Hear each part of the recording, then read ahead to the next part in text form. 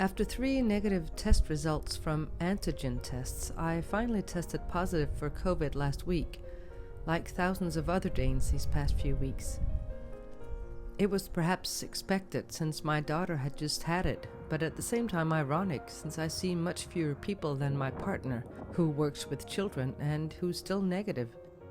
It's been years since I was sick, and it made me realize, once again, that I tend to take my health for granted. Suddenly the world was a little dimmed. I felt distanced from it, not part of it. So this is the first time in days that I've been outside, and it's so nice. It looks like I'm not really wearing enough because it's only about 4 degrees Celsius, but I'm being heated up from the inside because I still have a fever. I'm also still coughing a little bit, and last night I realized that I've lost my sense of smell. I was cooking a meal and putting in oregano and basil, and I wanted to smell the difference, and I couldn't because none of them smelled like anything. Oh well, at least so far I've still got my sense of taste, and I hope that's very much gonna stay. So the week has been a bit different, and I've been forced to slow down even more than usual. I'm grateful that I'm a reader and, as of late, also a knitter again. I've started a new knitting project, and it makes the time pass a bit more enjoyably. My voice didn't carry here as much as I'd expected, but what I'm saying is that I'm wearing the sweater that I was knitting in a previous video. Maybe you've seen that. This is the finished product. I'm quite happy with it, and it's very warm. You can only really be a dedicated knitter if you accept that it's a slow process. I was also grateful when a friend left chocolate plus a literary supplement from a newspaper in my mailbox the other night. I'm working my way through both right now. Selfcare comes in different guises, and they're what I cling to right now. All COVID restrictions were lifted in Denmark on February 1st, so it's likely that there'll be even more cases in the weeks to come. Might as well get it over with. The record number of COVID cases has been broken several times this past week. But then we're also the country that tests the most, so it's not so surprising that so many positive results are found. Still, I'm happy not to stand in line to get tested for a while now. I had an appointment at my hairdresser's this week and was worried I wasn't going to be entirely well.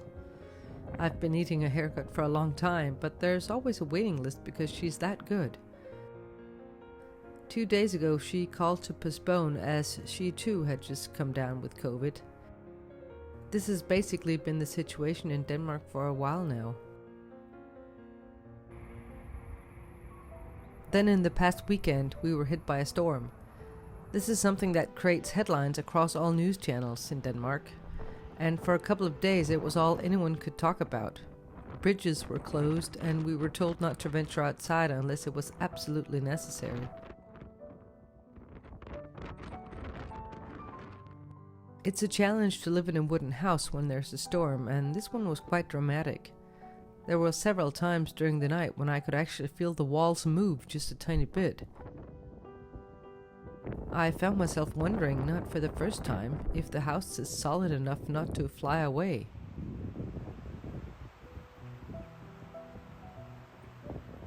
The following day, all our windows were grimy with dirt, and in the area behind our house, the fields had been flooded with the water from the fjord close by.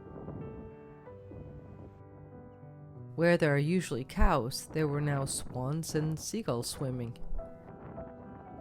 A couple of trees had come down right behind our house, and I found myself worrying about the trees close to our house that were the very reason why we chose to build there.